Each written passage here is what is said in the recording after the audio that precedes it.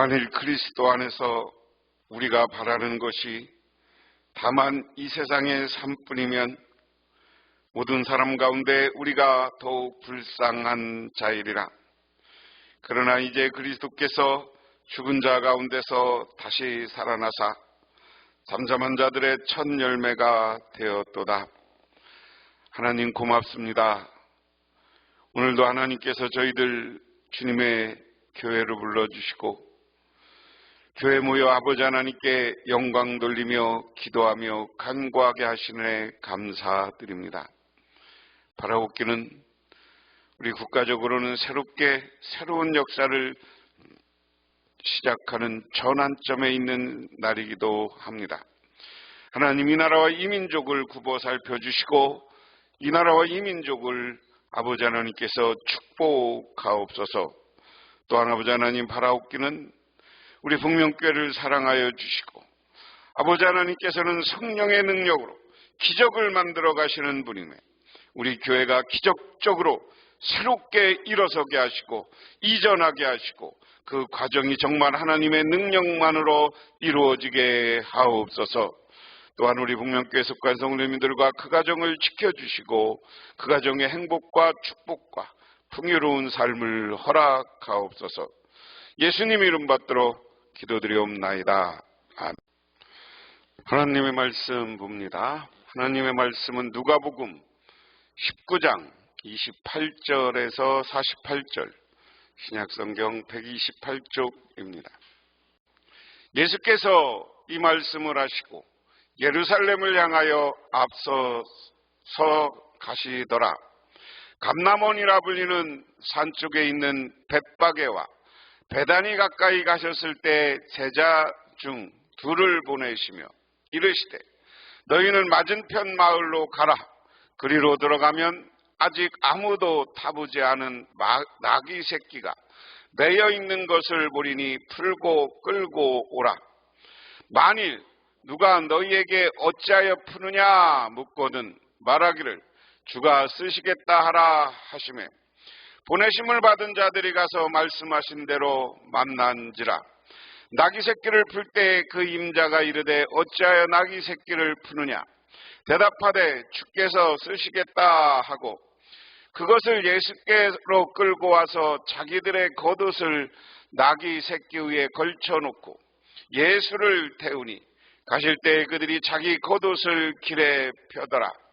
이미 감람산 내리막길에 가까이 오심에 제자들의 온 무리가 자기들이 본 바 모든 능한 일로 인하여 기뻐하며 큰 소리로 하나님을 찬양하여 이르되 찬송하리로다.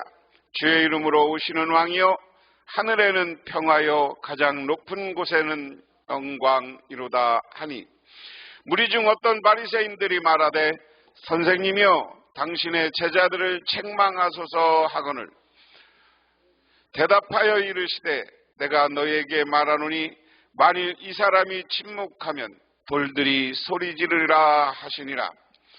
가까이 오사 성을 보시고 우시며 이르시되 너도 오늘 평화에 관한 일을 알았더라면 좋을 뻔하였거니와 지금 내 눈에 숨겨졌도다.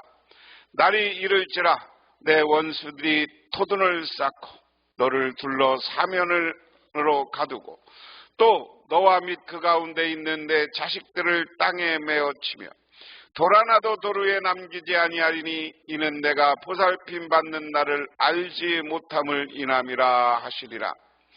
성전에 들어가사 장사하는 자들을 내쫓으시며 그들에게 이르시되 기록된 바 내 집은 기도하는 집이 되리라 하였거늘 너희는 강도의 수굴로 만들었도다 하시니라.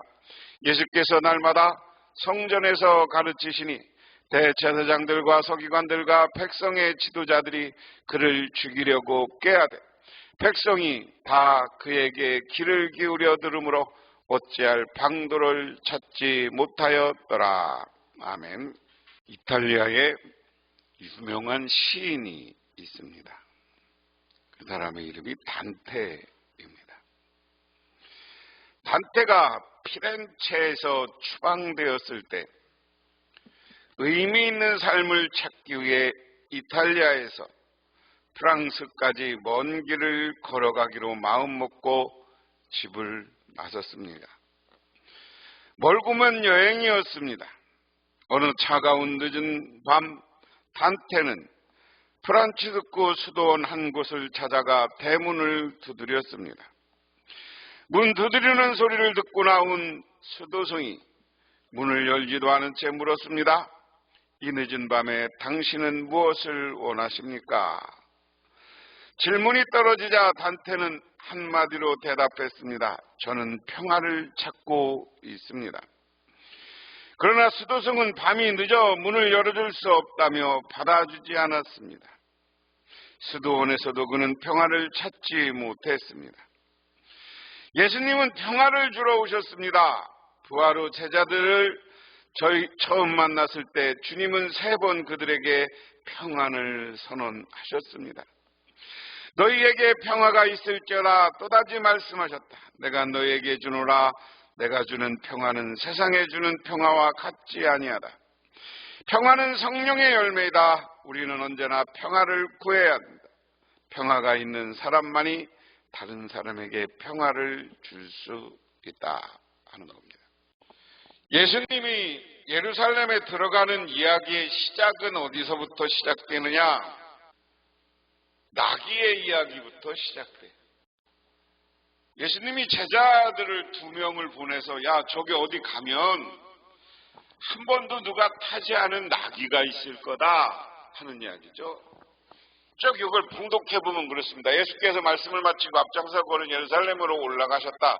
지금 예루살렘으로 올라가는 중이에요. 이제 다 갈릴리에서부터 쭉 해서 예루살렘 감람산 건너서 예루살렘에 오셨어요. 예수께서 올리브산, 세번역은 올리브산이라고 했고 옛날 성경은 감람산인데 여러분 올리브란 표현이 맞다고 그랬어요. 세번역으로 보면 예수께서 올리브산이라고 불리는 산에 있는 바게와 베다니에 가까이 오셨을 때 제자 2사람을 보내시며 말씀하셨다. 맞은쪽 마을로 가거라. 거기에 들어가서 보면 아직 아무도 타본 적이 없는 새끼 나귀 한 마리가 매여 있을 것이다. 그것을 풀어서 끌고 오너라.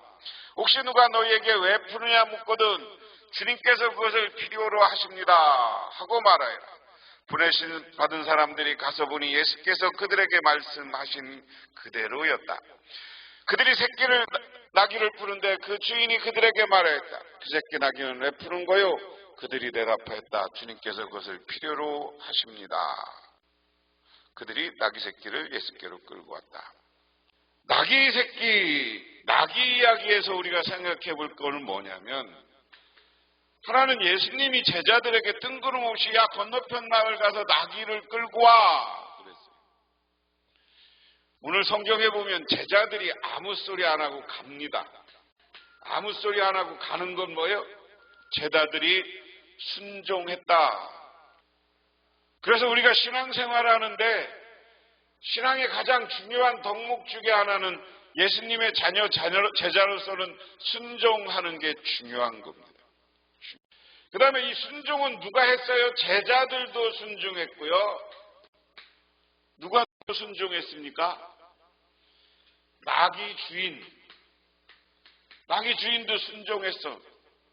왜? 자기 나귀를 끌고 가는데 왜 끌고 가? 그랬어요. 그러니까 주님이 쓰시겠다고 합니다 라고 하니까 가져가세요. 그리고 순종하는 겁니다. 이 주인에게는 순종과 함께 다시 생각해 볼 게 뭐냐면 자기 것을 하나님께 드릴 줄 아는 거예요. 헌신. 우리 신앙의 큰 동목은 하나님께 순종하는 거고 하나님께 내 것을 드릴 줄 알아야 되는 거예요. 그것을 다른 말로 얘기하면 헌금. 우리 교회가 유지되려고 모든 공동체가 유지되고 하나님이 우리에게 필요로 하면 내 것을 드릴 줄 아는 믿음이 필요하다. 그 다음에 나귀 새끼 다음에 중요한 게 뭐예요? 나귀의 사건이 있고 예수님이 나귀를 끌고 가서 어떻게 쭉 보면 쭉 읽습니다. 그리고 그들이 그 새끼 나귀를 예수께 끌고 와서 자기 옷을 나귀에 걸쳐 예수를 올라타시게 하셨다. 예수께서 나가시는데 제자들이 자기 옷을 길에 깔았다. 예수께서 어느덧 올리브산의 내리막길에 이르렀을 때 제자의 온 무리가 기뻐하며 자기들이 본 모든 기적을 두고 큰 소리로 하나님을 찬양해서 말하였다. 복되도다 주님의 이름 오신 임금님, 하늘의 평화 지극히 높은 곳에서는 영광이다. 예수님이 나귀를 타고 예루살렘으로 가셔. 예루살렘으로 예수님이 가는데 여기 뭐 있어요? 예수님은 나귀에 자기 옷을 덮었어요. 그리고 자기 옷을 예수님이 가는데 깔았어요. 그러면서 뭐래요? 마지막 오늘 38절이 중요한 겁니다. 예수 그리스도를 찬양해. 복되도다 우리의 임금으로 오시는 분. 그리고 그 앞에 보면 왜 찬양을 했다고 그랬어요? 예수님이 하신 일, 예수님이 갈릴리에서부터 하신 일은 뭐예요? 일생을 통해서 치유, 기적, 말씀 선포. 자, 예수님은 병자를 치유하셨고요. 그리고 무리를 걷는 것처럼 놀라운 기적을 보여줬고, 오병이어의 기적 같은 기적을 보여줬고, 하늘의 진리를 말씀하셨어요. 이게 예수님의 사역의 가장 중요한 겁니다. 그 다음에 이제 하나 보태면 기도이죠. 예수님의 이런 것을 보고 수없이 많은 사람들이 찬양하는 겁니다. 그러면서 오늘 예수님을 여기다 높여 주의 이름으로 오시는 왕이여, 예수님을 임금님, 그는 하늘에는 평화고 지극히 낮은 곳에는 영광이다. 자, 여기에 제자들이 예수님이 왜 오신 목적은 뭐냐? 하나님께 영광이고 예수님이 나타난 것 자체가, 그리고 이 땅에 평화를 주기 오셨다. 이 말씀이 어디에 또 나와요? 하늘에는 영광이요 땅에는 평화다. 예수님이 태어날 때 천사가 나타나서 하신 말이야. 그래서 예수님이 태어날 때 그들은 예수님은 하늘의 영광이고 이 땅에 평화를 주게 오신 분이다. 분명히 아시기 바랍니다. 이 세상이요, 예수님의 뜻을 따라 살면 평화로운 세계가 되는 거예요. 그런데 이 땅이 왜 전쟁이 있고 막 그래? 욕심으로 가득 차서 인간들이 그 욕심을 버리지 못해. 그러니까 싸우는 거예요. 그러니까 다투는 거예요. 보세요. 바리새인들이, 예수님의 제자들이 예수님을 찬양하고 평화의 왕 표현을 하니까, 왕으로 오셨다 그러니까 바리새파 사람들이나 그 당시 지도자들은 어떻게 하는 거예요? 시기 질투하는 거예요. 그러니까 예수님한테 그러는 거예요. 예수님, 당신 제자들이 지금 잘못하고 있는데 혼내키세요. 당신 왕 아니지 않습니까? 그 얘기예요. 예수님의 제자들은 예수님이 누군가를 지금 알고 있는데 여기에 바리새파 사람들은 도저히 예수님을 인정하지 못하는 거예요. 사람은 근본적으로 나라고 뭐에서부터 문제가 되냐면 상대방을 인정 안 하는 데서 문제가 돼요. 상대방을 존중하면 그 상대방의 귀를 기울이게 돼 있어요. 오늘 바리새파 사람들이나 이 사람들은 제자들이 막 예수님이 예루살렘 성에 오는데 평화의 왕이요, 평화의 왕이요, 그리고 막 종려가지를 흔들고 옷을 깔고 막 소리 지르니까 기분 나빠. 제일 중요한 건 오늘 예수님은 저기 나사렛에서 자란 촌놈이야. 이 사람들은 예수님을 메시아라고 도저히 인정하고 싶지 않아. 그런데 그 촌놈이 갈릴리에서 활동 좀 하고 좀 기적 일으키고 뭐 했다고 예루살렘에 오는데 그 제자라는 것들이 막 그냥 종려나무 끈지로 황나고 옷을 깔고 평화의 왕이요, 평화의 왕이요. 그러니까 그 당시 예루살렘에서 배운 사람들, 바리새인파 서기관들, 바리새파 서기관이라고 하는 사람들이 누구냐? 오늘로 얘기하면 신학과 교수요. 바리새파 사람들은 우리나라의 귀족이요, 이 나라에. 귀족들이 보기에는 저 촌놈, 야, 쟤가 무슨 왕이야? 예수님한테 가서 항의해. 쟤들이 당신 왕이라고 그러는데 입 다물게 하십시오. 입 다물게 하십시오. 그러니까 그 다음에 예수님이 뭐라고 하느냐? 그러나 예수께서 대답하셨다. 내가 너희에게 말한다. 이 사람들이 잠잠하면 돌들이 소리 지를 것이다. 야, 내가 예수님은 이건 자기가 누구냐라는 거예요. 내가 메시아로 왔어. 나 하나님의 아들이야. 쟤들이 나를 찬양하지 않으면 돌이 와서 나를 찬양할 것이다. 이 말은 엄청난 말이에요. 이 말이 중요한 거예요. 너희들이 입 틀어막으면 돌들이 소리 질러서 진리를 깨닫게 할 것이고 돌들이 소리 질러서 나를 메시아인 것을 알게 할 것이다. 그 이야기입니다. 예수께서 예루살렘에 가까우셔서 그 도성을 보시고 우시었다. 그리고 이렇게 말씀하셨다. 오늘 너도 평하게 이르게 하였다면 좋을 텐데 그러나 지금 너는 그 일을 보지 못하는 거예요. 예루살렘으로 지금 예수님이 가는 거예요. 근데 예루살렘 성이 다 보이니까 예루살렘 성을 바라보면서 예수님이 울어. 왜 울어? 야, 예루살렘이 평화의 성이어야 되는데 그런데 그렇지 못하구나. 그러면서 이게 미래에 대한 예언입니다. 그날이 너희에게 닥치느니 너희 원수들이 토성을 쌓고 너를 에워싸고 너를 사면에서 제어들어 너와 내 안에 있는 내 자녀를 짓밟고 내 안에서 돌 한 개도 다른 돌 위에 얹혀있지 못하게 할 것이다. 이것은 하나님께서 너를 찾아오신 때를 내가 알지 못하였기 때문이다. 예루살렘이 평화의 성이 되어야 되는데 예루살렘에 적이 쳐들어와서 예루살렘 밖에 토성을 쌓고 너희들을 공격하면 너희 자녀들이 죽받고 너희들이 다 죽게 될 것이다. 실제로 이스라엘 역사를 살펴보면 예수님이 돌아가시고 40년에서 50년경에 유대 독립운동을 하는 운동을 했습니다. 어떤 지도자가 예수님 말고 나중에 이 지도자 독립전쟁을 해요. 그러니까 그 당시 예수님 당시 이 예루살렘은 누가 지배했다고 그랬어요? 로마가 지배했어요. 그래서 독립운동하는 사람이 예루살렘 중심으로 독립운동하니까 다시 쳐들어옵니다. 그리고 예루살렘을 에워싸여 통일해요. 꼭 밖에 토성을 쌓고 예루살렘에 사람들이 못 들어오게. 그런데 예루살렘은 산후에 있습니다. 제일 문제가 예루살렘은 산후에 있으니까 사람이 살려면 제일 필요한 게 뭐예요? 물이에요, 물. 여러분 실리암 못 가라는 게 뭐냐면 그 예루살렘 밖에서 그 예루살렘 상에서 예루살렘으로 해서 실로암에다가 요즘 말하면 수도 저수조야. 크게 웅덩이를 파고 돌로 다 막아갖고 거기가 물을 채워놨던 게 실로암이야. 그리고 그 가정마다 이렇게 토간을 통해서 수도를 만들어놨어요. 요즘 트는 수도는 아니고요. 가정으로 물이 흘러가게 만들었어요. 그리고 어떤 데는 돌로 파서 돌홈으로 가게 하고.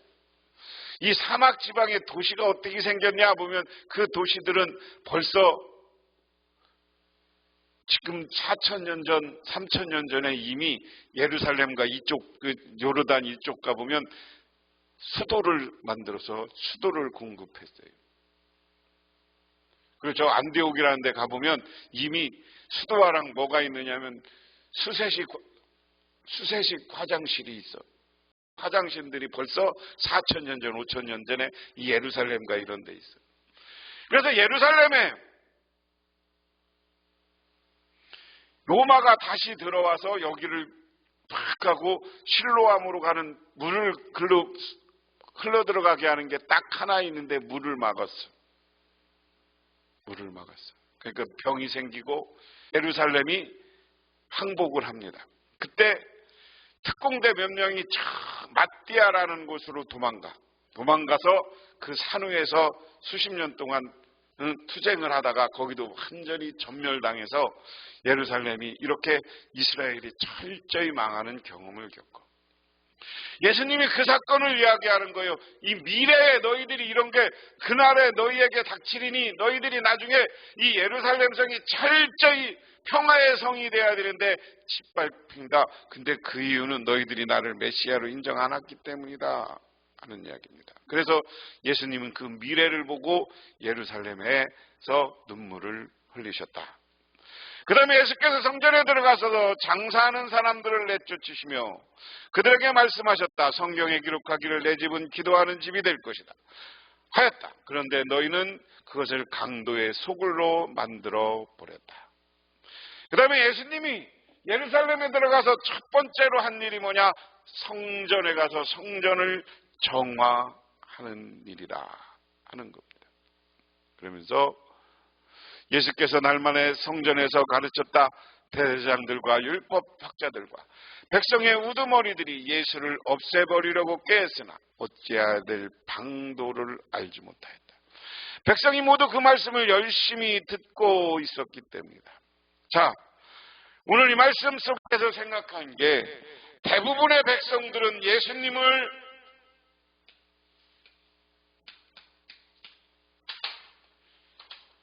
인정하고 예수님의 말씀을 들어요. 말씀을 들어요. 그런데 예수님을 공격했던 사람들은 누구냐? 귀족, 바리새파, 서기관. 서기관은 요즘에 학자라고 그랬어요. 율법학자. 오늘로 얘기하면 신학교 교수 정도 되는 사람입니다. 이 사람들이 예수님이 물론 누군지 모르는 게 아니라 알면서도 자기들의 이익 때문에 예수님을 인정할 수 없었던 거예요. 그래서 오늘 대부분의 병사들은, 국민들은, 백성들은 예수님의 말씀을 듣고 그 말씀을 따라 살려고 노력하지만 많은 예수님을 죽이려고 꾀하는 사람들은 틈만 나면 예수님을 인정하지 않고 죽이려고 해요. 그래서 우리는 이 말씀을 통해서 생각할 게 우리가 마음의 평화가 있어야 되는 거예요. 우리 마음속에 예수를 그리스도로 메시아로 받아들여야 되는 거예요. 우리 마음이 빗들고 시기 질투로 가득 차면 아무리 예수님이 다시 이 땅에 오신다 해도 우리는 그 예수님을 인정하지 못할 수도 있습니다. 그 결과는 아까 이야기한 것처럼 철저히 예루살렘이 멸망하는 것처럼 마지막 때 이 에워싸임을 당하고 예루살렘 성이 철저히 멸망해서요. 그때 이후 예루살렘이 뭐만 남아요? 저 통곡의 벽만 남는 거야. 하나님의 성전. 그래서 이스라엘 사람들은 지금도 거기에 와서 울며 기도하는 거야. 자기의 죄를 회개하고. 2000년이 지난 지금도 이스라엘은 평화가 없어. 지금도 전쟁하잖아. 저는 오늘 말씀에 비추어 보면 이스라엘에 평화가 생기지 않은 이유는 그들이 회개하지 않고 예수를 그리스도로 영접하지 않았기 때문입니다. 그래서 우리는 예수님을 영접하시기 바랍니다. 이 말씀은 제가 여러 번 이야기했는데요. 빅토르 에구의 단편 소설의 이야기가 나옵니다. 대포를 씌는 배가 태풍을 만나 거친 파도는 대포를 묶어놓는 쇠사슬을 딱 끊어버려요. 선원들이 배 안에서 이리저리 뒹구는 대포 때문에 그거 피해 다니느냐고 바빠. 그러니까 그것을 본 사람들이 야, 태풍이 우리를 흔드는 게 아니라 우리 안에 배 안에 있는 대포가 더 무섭구나. 이야기는 뭐냐면 우리가 평화를 못 느끼는 건 외부의 문제가 아니라 내 마음의 문제다라는 거예요. 우리 교회로 얘기해 우리 교회 안의 문제라는 거예요. 우리가 예수를 잘 섬기고 아까 예수님의 제자들이 예수님을 찬양하고 인정하는 것처럼 예수님께 영광 돌리고 예수님을 메시아로 받아들이고 그분 앞에 우리가 그분 말씀을 따라 순종하고 살면 우리의 삶에 평화가 있는 거예요. 그런데 그 말씀을 따르지 않고 시기, 질투, 미움, 욕심에 따라 살면 우리는 불안한 거예요.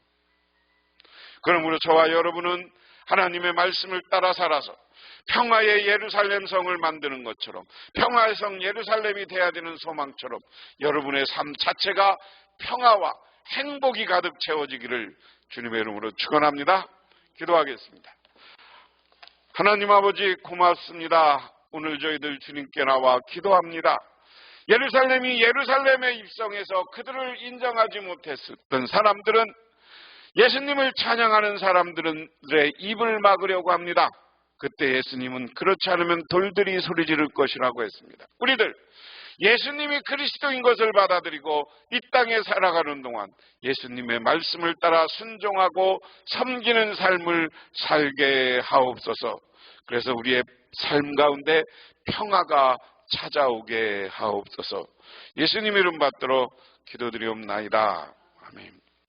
지금은 우리를 죄 가운데 구원해 주신 우리 주 예수 그리스도의 은혜와 온 우주를 창조하신 성부 하나님의 사랑하심과 우리 삶 가운데 찾아와서 우리를 이끌어가시는 성령님의 인도하심이 오늘 주님께 나와 기도하고 간구하고 들어가는 우리 국민교회 모든 성도님들과 그 가정이 영원토록 함께 하시기만을 간절히 축원하옵나이다.